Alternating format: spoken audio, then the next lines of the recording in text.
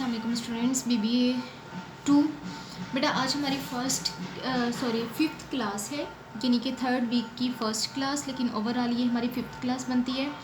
तो जैसे कि आप स्टूडेंट्स को पता है कि हमने तीसरे और चौथे लेक्चर से हमने थ्योरीज़ ऑफ मैनेजमेंट हमने स्टार्ट की हुई हैं, यानी कि जिसका जो बेसिक और मेन टॉपिक था वो है history and the evolution of the management. तो अब हमने जो है वो क्लासिकल थ्योरीज़ को, जिसमें मज़ीद 4 सब थ्योरीज़ थी, हमने वो डिस्कस की थी। आज हम न्यू क्लासिकल थ्योरीज़ को डिस्कस करेंगे और मज़ीद इसमें भी 2 अप्रोचेज़ आती हैं, एक है बिहेवियरल साइंस अप्रोच और दूसरी है ह्यूमन रिलेशन अप्रोच। ठीक है, यानी कि इस मेन थ्योरी की आगे से जो 2 सब थ्योरीज़ हैं वो ये 2 सब थ्योरीज़ हैं, एक है बिहेवियरल साइंस अप्रोच और दूसरी है ह्यूमन रिलेशन अप्रोच। तो बेटा न्यू जो वर्ड मैंने यहाँ पे मेंशन किया है, जैसे मैंने आपको लास्ट थर्ड लेक्चर में मैंने आपको ये एक्सप्लेन किया था, क्योंकि तब हमने classical theories of management start की थी। तो मैंने आपको क्लासिकल का कॉन्सेप्ट दिया था कि ऐसी चीज़ें जो पुरानी ट्रेडिशंस और पुराने प्रिंसिपल्स और पुरानी जो है चीज़ों से लिंक करती हैं, उन्हें हम क्लासिकल कहते हैं।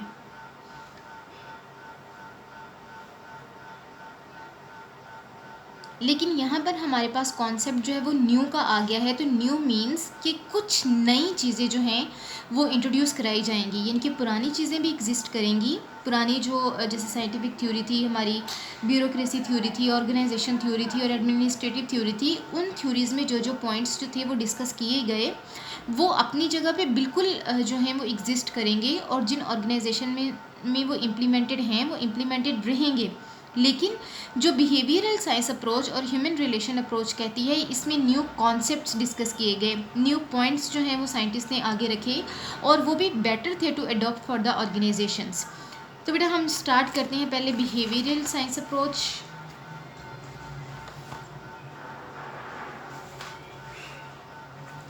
अच्छा, यहाँ पे मैंने आपको पहले एक छोटा सा पैराग्राफ मैंने मेंशन किया हुआ है।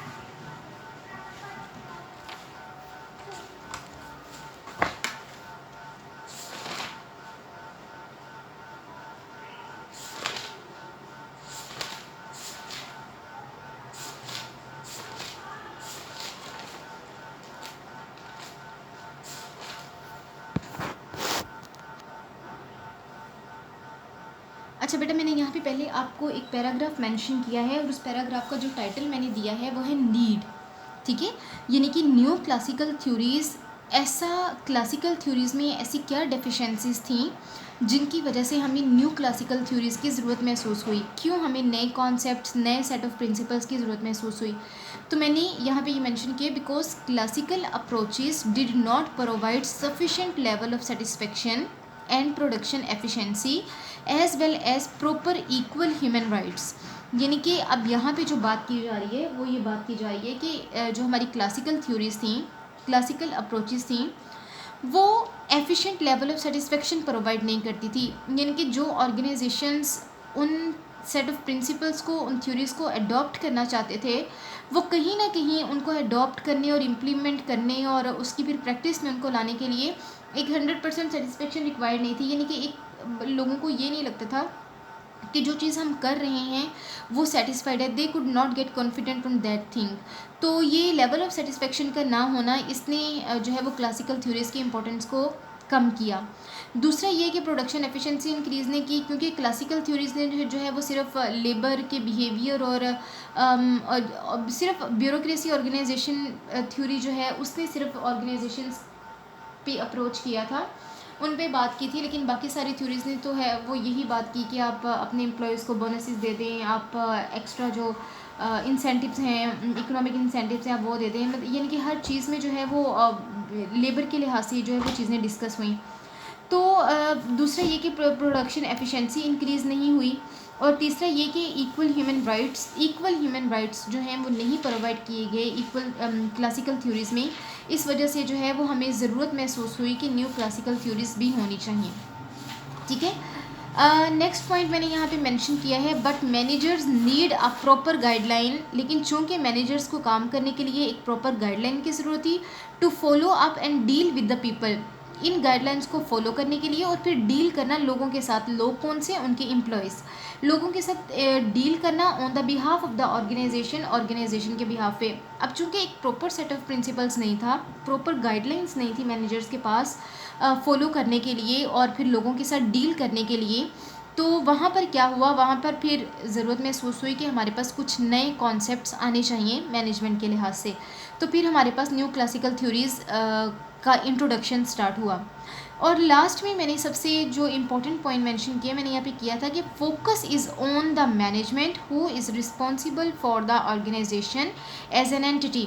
जिनकी जो प्रीवियस क्लासिकल थ्योरीज थी और उनकी 4 सब थ्योरीज जो हमने डिस्कस की, उनमें आपने देखा कि ज़्यादा जो फोकस किया गया है वो एम्प्लॉयज़ पे किया गया है, एम्प्लॉयज़ के बिहेवियर पे, उनकी नीड्स पे, उनके इंसेंटिव्स पे, उनकी लेवल ऑफ सेटिस्फेक्शन पे। और सिर्फ ब्यूरोक्रेसी थ्योरी ने जो है वो मेंशन किया कि जी नहीं, आप ऑर्गेनाइजेशन के रिसोर्सेज पे भी फोकस करें, आप जो है वो इक्वल जो है वो जो ह्यूमन बींग्स हैं उनको ह्यूमन रिसोर्स का कॉन्सेप्ट मैंने वहाँ पे भी मेंशन किया था। वहाँ पे मेंशन किया कि किस तरह से लोगों को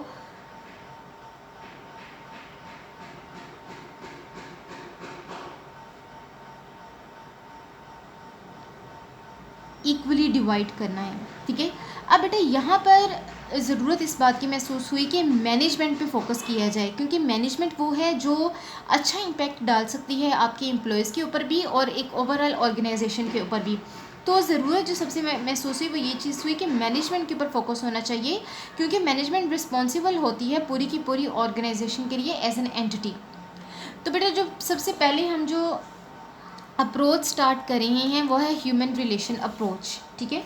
अच्छा, ह्यूमन रिलेशन अप्रोच, अब यहाँ ये सेकंड अप्रोच थी जो मैंने आपको न्यू क्लासिकल थ्योरीज में मेंशन की है, लेकिन पढ़ हम इसको पहले रहे हैं, ठीक है। अब बेटा ह्यूमन लोगों के बारे में डिस्कस किया है, रिलेशन यानी कि लोगों के साथ रिलेशनशिप की क्या बेसिस होनी चाहिए, उसको हम जो है वो इस अप्रोच में डिस्कस करेंगे। अब यहाँ पे जो है ये ह्यूमन अप्रोच, रिलेशन अप्रोच जो है वो इसको 3 तरह की कैटेगरीज में डिवाइड किया गया है, या आप ये कह लें कि 3 तरह की सब ये छोटी थ्योरीज़, ये छोटी अप्रोचेस जो है वो प्रेजेंट की गई एक बड़ी अप्रोच को एक्सप्लेन करने के लिए, और वो बड़ी अप्रोच थी ह्यूमन रिलेशन अप्रोच। अब यहाँ पे इस पे जो सबसे पहले आया, पहली जो सब अप्रोच आई वो ये थी philosophy of the individual humanism, यानी कि इंडिविजुअल ह्यूमनिज़म की को जो है वो इम्पोर्टेंस दी जाए। अब बेटा philosophy of the individual humanism क्या होता है कि जैसे कि क्लासिकल थ्योरीज जो थी उसने इस बात पे फोकस किया कि जी equal distribution of rights, equal distribution of rights, जो जिस चीज़ की कैपेबल है उसको वही काम दिया जाए, उसको वही जो है वो जॉब रिस्पॉन्सिबिलिटीज़ पे करने के लिए दी जाए। लेकिन ह्यूमन रिलेशन अप्रोच ने हमें ये बताया कि you can study the philosophy of human beings, आप ह्यूमन बींग्स की फ़िलोसफी को स्टडी कर सकते हैं।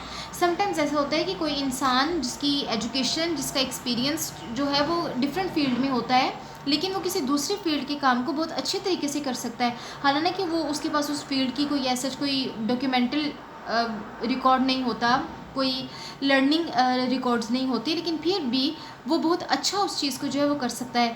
तो यहाँ पर हमारे पास कॉन्सेप्ट आया कि किस तरह से हमने ह्यूमंस की फ़िलोसफी को रीड करना है, and according to the human philosophy हमने उनके साथ रिलेशनशिप्स बनाने हैं, और उनके साथ जो है वो हमने जो सेटलमेंट है सैलरी पैकेजेस वगैरह की या इकोनॉमिक इंसेंटिव्स की, वो भी उनकी कैपेबिलिटीज़ के लिहाज से सेट करनी है, और उनको जो जॉब रिस्पॉन्सिबिलिटीज़ हमने प्रोवाइड करनी है वो भी उनकी कैपेबिलिटीज़ के लिहाज से ही प्रोवाइड करनी है।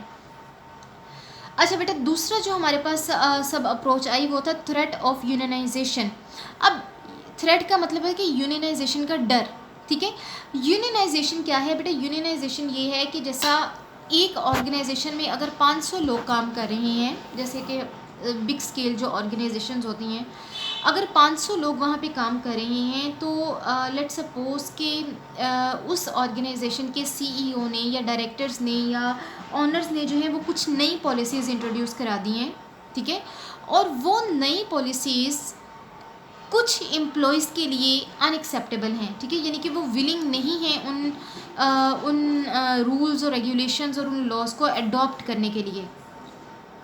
तो अब वो, या फिर दूसरा केसेस में ये हो सकता है कि आपके एम्प्लॉयज़ की कुछ डिमांड्स हैं और आप उनको पूरा नहीं कर रहे। जैसे मोस्ट ऑफ़ द टाइम अगर मैं पाकिस्तान में देखूँ तो पाकिस्तान में मोस्टली जो एम्प्लॉयज़ की डिमांड होती है अपने ऑनर्स से, अपने डायरेक्टर्स से, वो यही होती है कि हमारी सैलरीज़ को इंक्रीज़ किया जाए, हमारे इंसेंटिव्स को इंक्रीज़ किया जाए, ठीक है। चूँकि इन्फ्लेशन बहुत ज़्यादा है, तो इन्फ्लेशन की वजह से मोस्ट ऑफ़ द टाइम जो आप कह लें कि जो थ्रेट फेस करना पड़ता है ऑर्गेनाइजेशंस को, वो यही होता है कि उनके एम्प्लॉयज़ का सैलरी पैकेज इंक्रीज़ किया जाए, ठीक है। इवन कि गवर्नमेंट जो एम्प्लॉयज़ होते हैं, गवर्नमेंट बजट में इसीलिए जो है वो up to the with the passage of time या according to the suitable conditions जो है वो बजट अनाउंस करती है, और उसमें अपने किसी न किसी फील्ड से रिलेटेड जो गवर्नमेंट जॉब होल्डर्स होते हैं उनके लिए कुछ सैलरी में इंक्रीमेंट होता है, या किसी भी तरह से उनको इंक्रीमेंट दे दिए जाते हैं, क्योंकि most of the time organisations पे जो बर्डन होता है एम्प्लॉयज़ की तरफ से वो सैलरीज़ को इंक्रीज़ करने का होता है,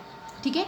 तो अब लेट सपोज़ हम इसी एग्जांपल को पिक करते हैं कि लेट सपोज़ एम्प्लॉयज़ जो हैं वो इस चीज़ की डिमांड कर रहे हैं कि हमारी सैलरी इंक्रीज़ की जाए, लेकिन जो अथॉरिटी है, जो ऑनर्स हैं, ये जो डायरेक्टर्स हैं, ये जो भी अथॉरिटी के पैनल पे लोग हैं, वो अपनी फाइनेंशियल रिसोर्सेज को देखते हुए या इकोनॉमी की जो ओवरऑल हेल्थ है, फाइनेंशियल हेल्थ है, उनके लिए इम्पॉसिबल है उस फाइनेंशियल हेल्थ में सैलरीज़ को इंक्रीज़ करना।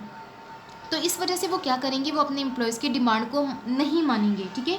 अब एम्प्लॉयज़ की डिमांड को नहीं मानेंगे तो जाहिर सी बात है एम्प्लॉयज़ जो है वो प्रॉपरली काम नहीं करेंगे, वो अपना काम करना छोड़ देंगे, या काम में जो उनके पहले एफिशिएंसी थी वो अब नहीं रहेगी, ठीक है। जो पहले एफिशिएंसी थी वो अब नहीं रहेगी, तो फिर क्या होगा कि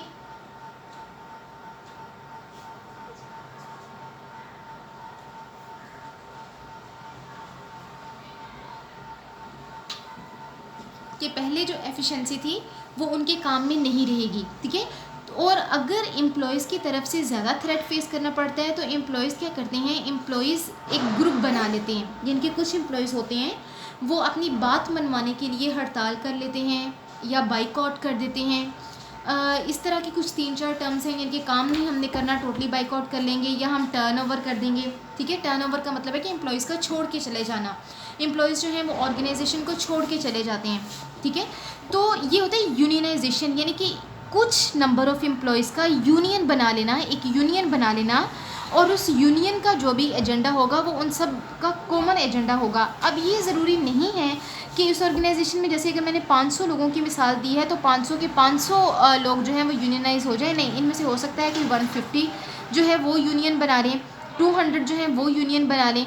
तो इस यूनियन का मतलब ये होगा कि उन 150 या 200 लोगों की एक ही डिमांड है अपनी ऑर्गेनाइजेशन से, और उस डिमांड को पूरा करना फिर ऑर्गेनाइजेशन की मजबूरी बन जाता है। जैसे कि धरने होते हैं यहाँ, हमारा जो पॉलिटिकल कल्चर है वो ये कि यहाँ पे धरने होते हैं, तो वो धरने एज़ लॉन्ग एज़ वो 1 माह 2 माह स्टे करते हैं, तो अल्टीमेटली जो उस टाइम की गवर्नमेंट होती है उसको वो बात मानना ही पड़ती है, यानी कि उसको जो है वो उनका मौक़िफ़ जो है वो मानने पड़ता है। जबकि इसको ना जूता पहना दो जाके, और अम्मी के साथ लिटा देना, ये अम्मी के साथ लेट जाएगा।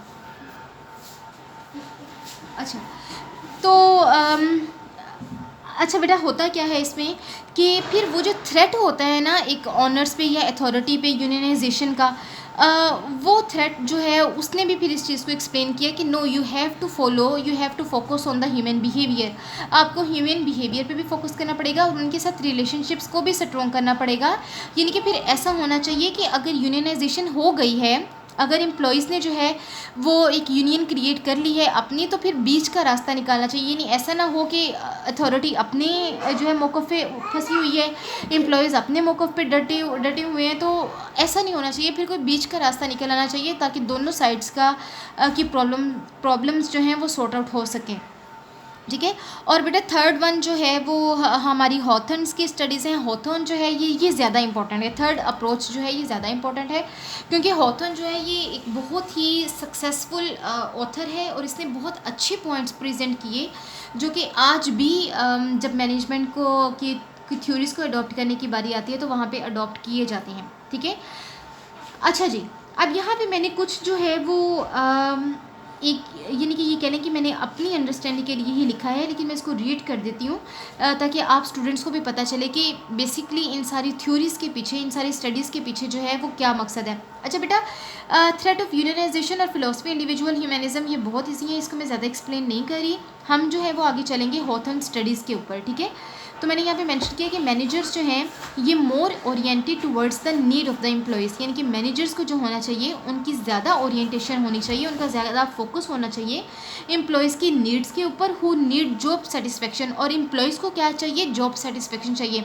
Until unless they would not be satisfied with their job, they cannot perform their duties as well. In order to bring efficiency, अब जॉब सेटिस्फेक्शन होगी तो एम्प्लॉयज़ क्या लाएंगे, एफिशिएंसी लाएंगे और इफेक्टिवनेस लाएंगे in the organisational approaches. Organisation की approaches means कि ऑर्गेनाइजेशन की जो भी गोल्स हैं, जो भी कॉमन गोल्स उसके लिए सेट किए गए हैं, उनके लिए जो है वो फिर यानी कि जॉब सेटिस्फेक्शन जो है वो फिर आपकी एम्प्लॉयज़ की एफिशिएंसी को इंक्रीज़ करेगी. ठीक है, और इससे अल्टीमेटली क्या होगा, आपकी प्रोडक्टिविटी इंक्रीज़ करेगी. Right, I have mentioned over here. Okay बेटा, अब हम आगे चलते हैं.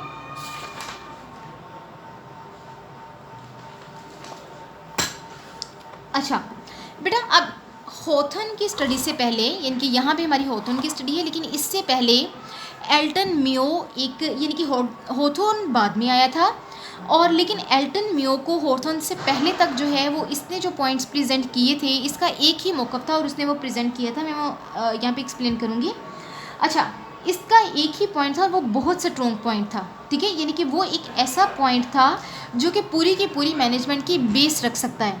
ठीक है. अच्छा, अब हॉथन ने क्या कहा, एल्टन मियो ने क्या कहा कि not only the resources of the organisation matters, सिर्फ ऑर्गेनाइजेशन के रिसोर्सेज मैटर नहीं करते, वो फाइनेंशियल रिसोर्सेज हैं, वो ह्यूमन रिसोर्सेज हैं, वो आर्टिफिशियल रिसोर्सेज हैं, वो नेचुरल रिसोर्सेज हैं, वो जोन से भी रिसोर्सेज हैं, सिर्फ वही मैटर्स नहीं करते टू ऑल द आउटपुट, यानी कि पूरी की पूरी जो आउटपुट जो हम चाहते हैं, आप ये नहीं कह सकते कि उस आउटपुट पे जो है वो 100% सिर्फ रिसोर्सेज ही मैटर करते हैं, बट एक्चुअली एम्प्लॉयज़ फीलिंग्स, लेकिन एक्चुअली जो है वो एम्प्लॉयज़ की फीलिंग्स, उनका behaviour and association to the job, यानी कि वो अपनी जॉब से कितना एसोसिएटेड है, उन्हें अपनी जॉब से कितना लगाव है.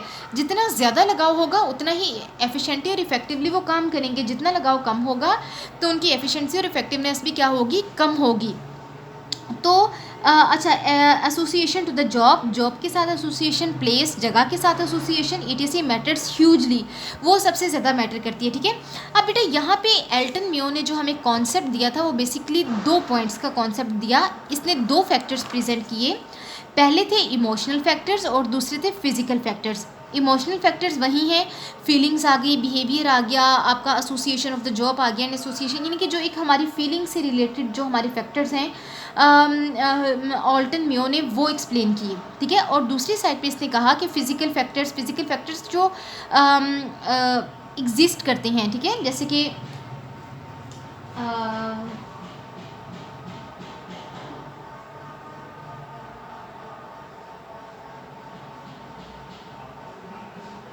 बिल्कुल इसी तरह से जैसे कि एसेट्स होते हैं, और एसेट 2 तरह के होते हैं, टेंजिबल एसेट्स और इनटेंजिबल एसेट्स. टेंजिबल एसेट्स वो हैं जिन्हें हम टच कर सकते हैं, जिन्हें हम अपने यूज़ में लेके आ सकते हैं, जो फिजिकली एग्जिस्ट करते हैं. ठीक है.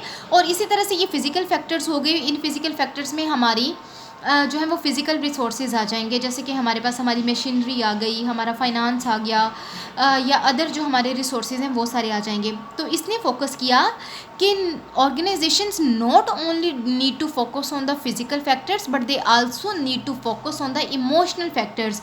और इमोशनल फैक्टर्स क्या हैं, they are the determinant of the productivity efficiency. ठीक है, यानी कि वो प्रोडक्शन एफिशिएंसी का डिटर्मिनेंट है. अनटिल अनलेस आपका एम्प्लॉई आपसे सेटिस्फाइड नहीं है, उसका अपनी जॉब के साथ एसोसिएशन नहीं है, अपनी ऑर्गेनाइजेशन के साथ एसोसिएशन नहीं है, तो वो उस वक्त तक जो है वो अच्छे तरीके से काम नहीं कर सकता. ठीक है. अब बेटा ये था ऑल्टन का कॉन्सेप्ट, और ऑल्टन ने ये 2 फैक्टर्स जो थे वो एक्सप्लेन कर दिए. इसने ये 2 फैक्टर्स दिए, यानी कि वहाँ से लोगों को एक क्लियर कॉन्सेप्ट क्लियर हो गया कि एक ऑर्गेनाइजेशन में सिर्फ एक फैक्टर नहीं होता बल्कि 2 फैक्टर हैं. एक है टेंजिबल फैक्टर्स और दूसरे हैं इनटेंजिबल फैक्टर्स. एक है फिजिकल फैक्टर्स और दूसरे हैं इमोशनल फैक्टर्स. ठीक है. अच्छा, अब एल्टन मियो की स्टडी को ही जो है वो हॉथर ने पकड़ा, यानी कि पकड़ने का मतलब ये कि उसने इसी चीज़ को पिक किया, इन्हीं कॉन्सेप्ट को पिक किया, और उसने मज़ीद अपने जो है उसने पॉइंट्स फिर आगे रखे जो कि बहुत ज़्यादा इम्पोर्टेंट है. ठीक है. अच्छा, उसने क्या किया, हॉथन पिक्ड एल्टन्स वर्क. हॉथन ने एल्टन के काम को ही आगे कंटिन्यू किया एंड डिमॉन्स्ट्रेटेड, और उसने जो सबसे बड़ा जो बड़ी लोगों की कन्फ्यूजन दूर की, उसने ये किया कि how emotional factors of the employees can effect the performance, कि किस तरह से इमोशनल फैक्टर्स जो हैं वो परफॉर्मेंस को इफ़ेक्ट कर सकते हैं। अब एल्टन म्यू ने तो यहाँ भी सिर्फ जस्ट एक कॉन्सेप्ट दे दिया ना कि इमोशनल फैक्टर्स भी कोई चीज़ है, उनकी भी अपनी कोई इंपॉर्टेंस है, लेकिन उसने ये नहीं बताया कि ये इमोशनल फैक्टर्स एक्चुअली किस तरह से एक्टेड अपॉन करते हैं परफॉर्मेंस के ऊपर एम्प्लॉयज़ की, जो कि हमें हॉथर्न ने एक्सप्लेन किया। अब हॉथर्न ने क्या कहा,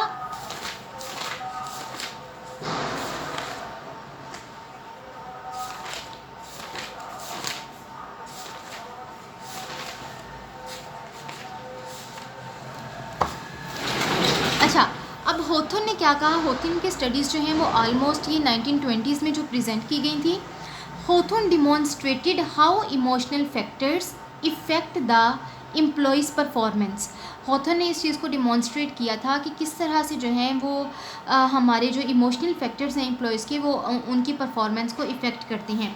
तो सबसे पहले उसने रिसर्च किया, और उसने रिसर्च किया रिलेशनशिप ऑफ द क्वालिटी, कि अनटिल, जैसे हर चीज़ की क्वालिटी होती है ना, आप कोई प्रोडक्ट परचेज़ करना चाहते हैं तो हर प्रोडक्ट की एक क्वालिटी होती है, अच्छी क्वालिटी की, बुरी क्वालिटी की। उसी तरह से रिलेशनशिप्स की भी क्वालिटीज़ होती हैं, किसी के साथ हमारे रिलेशनशिप्स अच्छी क्वालिटी के होते हैं, किसी के साथ बुरी क्वालिटी के होते हैं, ठीक है।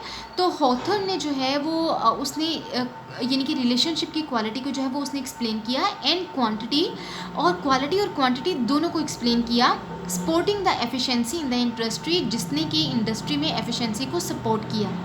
अब हॉथर्न ने कौन कौन से पॉइंट्स प्रेजेंट किए, हॉथर्न ने ये कहा कि more practice of the observing people's behaviour tends to alter their behaviour, यानी कि जब एक मैनेजमेंट, एक अथॉरिटी लोगों के बिहेवियर पे फोकस करना शुरू कर देती है और उनके बिहेवियर के लिहाज से उनकी जो डिमांड्स हैं उनको कंसीडर करना शुरू कर देती है, तो वहाँ से जो ह्यूमन का बिहेवियर है, एम्प्लॉयज़ का बिहेवियर है, वो भी ऑल्टर होता है, वो भी बदलता चला जाता है, ठीक है। बिल्कुल उसी तरह से कि जैसे मैं आपको एग्जांपल देती हूँ कि आप अपने अब्बा जान से किसी चीज़ की फरमाइश करें, तो आपकी अब्बा जो है वो आपकी हर विश को, हर फरमाइश को जो है वो पूरा कर देते हैं, लेकिन आपने कोई एक ऐसी फरमाइश कर दी जो उनके लिए मानना जो है वो पॉसिबल नहीं था, और वो आपके लिए भी गलत था, ठीक है। समटाइम्स होता है ना, बच्चों को नहीं पता चलता है, and they can take the wrong decisions, वो गलत बातों की ज़िद कर लेते हैं, लेकिन पेरेंट्स को पता होता है, वो जो है वो उस चीज़ को नहीं एक्सेप्ट कर पाते, या उस चीज़ पे नहीं एग्री हो पाते। तो फिर ऐसा होगा कि जब अब वहाँ पे क्या होगा, वहाँ पे आप भी मेंटली सेटिस्फाइड, अगर आपके अब्बा ने आपकी एक ख्वाहिश पूरी नहीं की तो आपके लिए यही सेटिस्फेक्शन नहीं होगी कि नहीं यार, अब्बा मेरी हर ख्वाहिश को पहले भी पूरा करते हैं, ये नहीं ठीक थी तो उन्होंने नहीं पूरा की, तो वो फिर आपके लिए भी एक्सेप्टेबल हो जाता है, वहाँ पे आके फिर आपका बिहेवियर भी चेंज हो जाता है। तो यही बात जो है ये हॉथर्न ने एक्सप्लेन की कि जब हम हमेशा जो है वो ह्यूमन की ऑब्जर्वेशन को जो है वो कंसिड्रेशन में लाते रहेंगे, और फिर कोई एक दो पॉइंट्स ऐसे आते हैं कि हम उसको कंसिड्रेशन में नहीं ला सकती अथॉरिटी जो है, तो वहाँ पे फिर एम्प्लॉयज़ का भी बिहेवियर क्या हो जाता है, ऑल्टर हो जाता है। अब दूसरा पॉइंट हमसे ये कहता है कि relationship between the worker and the supervisors are powerful, ठीक है। अब वर्कर्स के दरमियान में और सुपरवाइजर्स के दरमियान में रिलेशनशिप पावरफुल होना चाहिए। जाहिर सी बात है, अगर वो रिलेशनशिप वीक होगा तो एक चेन कैसे चलेगी, ठीक है। जैसे बिल्कुल उसी तरह से कि मोस्ट ऑफ द टाइम ऐसा होता है कि बच्चों के बीच में, यानी कि अम्मा अब्बा, और लेट सपोज़ कि आप हैं, आपकी अम्मा हैं और आपकी अब्बा हैं, तो आपने कोई भी बात अगर मनमानी होती है तो आप डायरेक्ट अपने अब्बा के पास नहीं जाते, आप पहले अपनी अम्मा से कहते हैं और अम्मा से फिर सिफारिश करवाते हैं कि वो अब्बा से बात करें, ठीक है। तो बेटा ये जो अम्मा है ना बीच में, ये सुपरवाइज़र हैं, आप वर्कर हैं, और आपके अब्बा क्या हैं, वो अथॉरिटी हैं, ठीक है। अब अनटिल अनलेस आपका आपकी अम्मी के साथ ही रिलेशनशिप अगर स्ट्रॉन्ग नहीं है, तो आप कैसे जो है वो अपनी फरमाइशों को आगे मार्चअप कर सकते हैं या अपनी बात मनवा सकते हैं, आप नहीं मनवा सकते, ठीक है। तो बेटा यही बात को एक्सप्लेन किया जा रहा है कि वर्कर्स के दरमियान में और सुपरवाइजर्स के दरमियान अच्छा और स्ट्रॉन्ग रिलेशनशिप होना चाहिए, ताकि बाद में सुपरवाइज़र जो हैं वो मेन अथॉरिटी को वर्कर्स के बारे में सही इन्फॉर्मेशन दे सकें, उनकी डिमांड्स के बारे में सही तौर पे बता सकें, उनकी नीड्स के बारे में सही तौर पे बता सकें। फोर्थ पॉइंट जो हॉथर्न ने एक्सप्लेन किया, उसने ये कहा कि human inter relationship increase the amount and the quality of the workers participation in decision making, कि अगर डिसीजन मेकिंग के अंदर आप अपनी एम्प्लॉयज़ की राय को इम्पोर्टेंस दे रहे हैं, उनके ओपिनियंस को कंसीडर कर रहे हैं, तो तो डेफिनेटली वो इंक्रीज़ करेगा amount and the quality of the worker participation. तो लोगों की काम करने की पार्टिसिपेशन भी आपकी काम के साथ इंक्रीज़ करेगी और आपको डे बाय डे अच्छे आइडियाज़ मिलेंगे जो कि आपकी डिसीजन मेकिंग में आपके लिए अच्छे साबित होंगे, ठीक है। और ये सारे जो हैं ये इमोशनल फैक्टर्स के गिर्द जो है ये चीज़ें घूम रही हैं, ठीक है। अच्छा बेटा, अगला पॉइंट जो हॉथॉर्न ने एक्सप्लेन किया, हॉथॉर्न ने बोला कि पावरफुल अपवर्ड कम्युनिकेशन। अब आपने ये पढ़ा होगा मेरे ख्याल से, आईकॉम में तो है, बिजनेस कम्युनिकेशन का ये सब्जेक्ट है और उसमें ये होता है कि अपवर्ड कम्युनिकेशन और डाउनवर्ड कम्युनिकेशन। अब अपवर्ड कम्युनिकेशन क्या होती है कि अपवर्ड में जो लोअर लेवल के एम्प्लॉयज़ होते हैं वहाँ से कम्युनिकेशन अपवर्ड होती है। इनके पहले वर्कर्स से फिर जो है वो इंटर लेवल के जो मैनेजमेंट है वहाँ पर जाएगी, फिर जो सही मैनेजमेंट है वहाँ तक जाएगी, फिर ऊपर डायरेक्टर्स तक, डायरेक्टर से सीईओ तक, सीईओ से फिर जो है वो ऊपर हमारे ऑनर्स तक जाएगी, ठीक है। ये है अपवर्ड कम्युनिकेशन, यानी कि एक छोटे लेवल से बड़े लेवल की तरफ जो है वो बातें चल रही हैं। लेकिन डाउनवर्ड कम्युनिकेशन क्या होती है कि बड़े लेवल से छोटे लेवल की तरफ बातें चलती हैं, ठीक है। तो अब उसने ये कहा कि अगर जो है वो अपवर्ड कम्युनिकेशन पावरफुल होगी तो produce the strong employees association, तो एम्प्लॉयज़ की एसोसिएशन जो है वो स्ट्रॉन्ग होगी। एम्प्लॉयज़ के लिए यही हौसला काफ़ी होता है कि हमारी बात को सुना गया है और पहले हमें मौका दिया गया है कि हम बात करें, ठीक है। इसीलिए कहा गया है कि पहले अपवर्ड कम्युनिकेशन जो है वो अगर स्ट्रॉन्ग होगी, पावरफुल होगी, तो एम्प्लॉयज़ की एसोसिएशन भी जो है वो भी स्ट्रॉन्ग होगी। अब workers were asked for the opinions, worker से पूछा जाए कि उनकी ओपिनियन क्या है। टोल्ड दे मैटर्ड, और फिर जो वो बताएं उसको मैटर भी किया जाए, उसको इम्पोर्टेंस भी दे जाए। ऐसा नहीं है कि बस सुन लिया और किया वही जो अपना दिल किया, ठीक है, ऐसा नहीं होना चाहिए, ठीक है। And positive attitude towards company increases, और फिर ये पॉजिटिव एटीट्यूड जो होगा वर्कर्स का ये इंक्रीज़ करेगा, यानी कि अथॉरिटी का जो एम्प्लॉयज़ की तरफ पॉजिटिव एटीट्यूड होगा वो भी क्या करेगा, कंपनी की प्रोडक्टिविटी को इंक्रीज़ करेगा, ठीक है। अच्छा बेटा, ये थी हमारी सारी ह्यूमन रिलेशन अप्रोच जिसमें हमने हॉथर्न की और ऑल्टन मेयो की स्टडीज़ को पढ़ा। अब हमारी चल रही है बिहेवियर अप्रोच, जो कि हमारी पहली अप्रोच थी जब मैंने स्टार्ट किया लेक्चर। और बेटा ये बहुत ईजी है क्योंकि बिहेवियर में दो चार चंद चीज़ें ही ऐसी होती हैं जिनको ज़्यादा काउंट किया जाता है कंसिडरेबल पॉइंट पे, ठीक है। और वो मैंने जो है वो यहाँ पे मैंने आपको एक आप कह रहे हैं कि पॉइंट्स में ही मैंने डिस्कस करनी है ये आपके साथ। अच्छा बेटा, अब बिहेवियरल स्टडीज़ में सबसे पहले बात हो रही है कम्युनिकेशन की, कि कम्युनिकेशन को इम्पोर्टेंस दी जाए। कि बिल्कुल ऐसे ही है ना बेटा, जैसे अगर आपकी अम्मी अब्बा के साथ कम्युनिकेशन बिल्कुल नहीं है या अगर है तो वो बहुत वीक है, तो फिर क्या होगा कि आप अपनी ज़रूरतों को अपने तक ही रखते रहेंगे, आप बता ही नहीं सकते अपनी अम्मी अब्बा को, तो वो फिर कैसे पूरी कर सकेंगे या कैसे पूरी हो सकती हैं, ठीक है। तो इसी तरह से लोअर लेवल की मैनेजमेंट होती है, मिडिल लेवल की मैनेजमेंट होती है और अपर लेवल की मैनेजमेंट होती है। तो जब एक कम्युनिकेशन की डायरेक्शन जो है वो स्ट्रॉन्ग और पावरफुल होती है तो डेफिनेटली जो हमारा मेन मकसद जा रहा है इन सारी थ्योरीज़ का कि हमने जो है वो अपनी प्रोडक्टिविटी को इंक्रीज़ करना है, तो वो फिर डेफिनेटली इंक्रीज़ करती है।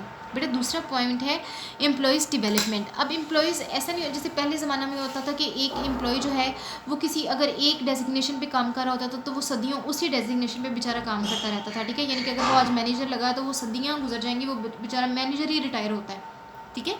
तो ये कह रहे हैं कि फिर ऐसा नहीं होना चाहिए, एम्प्लॉयज़ के लिए डेवलपमेंट के चांसेस होने चाहिए। आप उनको जो है वो उनको प्रमोशंस उनको ऑफ़र करें, आप एक टाइम पीरियड सेट करें कि इतने टाइम पीरियड के बाद हमने अपने एम्प्लॉयज़ को प्रमोशन देनी है, फिर उनकी परफॉर्मेंस को इवेल्यूएट करें और परफॉर्मेंस की इवेल्यूएशन की बेसिस के ऊपर आप प्रमोशन दें कि हमारा कौन सा एम्प्लॉय जो है जिसने प्रीवियस अच्छा काम किया है और हमें इसको प्रमोट करके अगली स्टेज पे लेके जाना चाहिए। तो बेटा ये होता है एम्प्लॉयज़ की डेवलपमेंट की, उनको कुछ डेवलपमेंट उनके लिए टाइम टू टाइम सैलरीज़ में इंक्रीमेंट ले आया, टाइम टू टाइम जो है वो उनको बोनसेस प्रेजेंट कर दिए। तो ये सारी चीज़ें जो है ये एम्प्लॉयज़ की डेवलपमेंट में हेल्पफुल साबित होती हैं। बेटा अगला जो हमारा थर्ड पॉइंट है वो है लीडरशिप के बारे में। और लीडरशिप क्या कहती है कि एक ऑर्गेनाइजेशन में अगर स्ट्रॉन्ग लीडरशिप है ना तो वो ऑर्गेनाइजेशन कभी नहीं गिरती, ना बिहेवियर के लिहाज से, ना इमोशंस के लिहाज से, वो किसी भी लिहाज से, ना अपनी प्रोडक्टिविटी के लिहाज से वो कभी नहीं गिरती। बिल्कुल ठीक उसी तरह से जिस तरह से हमारी फैमिलीज़ का सिस्टम है, और अगर फैमिलीज़ के बड़े ही जो हैं वो आप कह लें कि वो ठीक तरह से ना चलें या सही डिसीजंस ना लें तो फिर वो पूरे का पूरा घर जो है वो मलियामेट हो जाता है, ठीक है। तो इसी तरह से जो लीडरशिप होनी चाहिए वो स्ट्रॉन्ग और पावरफुल होनी चाहिए और अच्छी होनी चाहिए, ठीक है। अच्छा बेटा आगे जो फिफ्थ पॉइंट है वो हमारे पास है एम्प्लॉयज़ की मोटिवेशन, की एम्प्लॉयज़ को मोटिवेट करते रहें, उनको टाइम टू टाइम आप जो है वो ट्रेनिंग्स देते रहें, उनको सिखाते रहें कि नए टाइम की क्या जो हैं वो डिमांड्स हैं और आपने किस तरह से चलना है, ठीक है।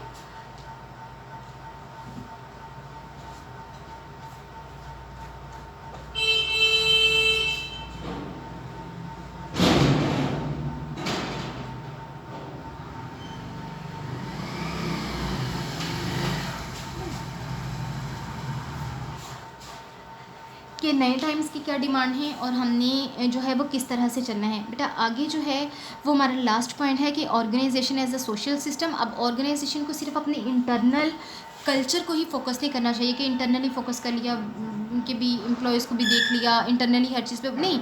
एक ऑर्गेनाइजेशन की रिस्पॉन्सिबिलिटी है कि वो बाहर भी देखे कि हमारी ऑर्गेनाइजेशंस की वजह से हमारा जो आउटर कल्चर है, हमारी जो इकोनॉमी है, जो आउटर इन्वायरमेंट पे है, उस पर क्या इफेक्ट आ रहा है, आया पॉजिटिव इफेक्ट आ रहा है या नेगेटिव इफेक्ट आ रहा है। बिल्कुल उसी तरह से जिस तरह से हमारी जो आजकल की फैक्ट्रीज़ का हाल है वो अपना अंदर की प्रोडक्शन ऑपरेशंस कंप्लीट रखती हैं और जो फुजला जो गंदा यानी कि वेस्ट मटेरियल होता है उसको जो है वो डायरेक्टली दरियाओं में फेंक दिया या मैदानों में फेंक दिया और वो मुल्क भी गंदा हो रहा है, लोगों को भी उसकी वजह से नुकसान हो रहा है, आए दिन नई से नई बीमारियां फैलती रहती हैं। तो बेटा ये है नेगेटिव सोशलिज्म, ठीक है, कि एक ऑर्गेनाइजेशन जो है उसका अपनी कल्चर पे, अपनी सोसाइटी पे नेगेटिव इम्पैक्ट है, लेकिन एक पॉजिटिव इम्पैक्ट के साथ भी हमारे सब पास बहुत सारी ऑर्गेनाइजेशंस हैं।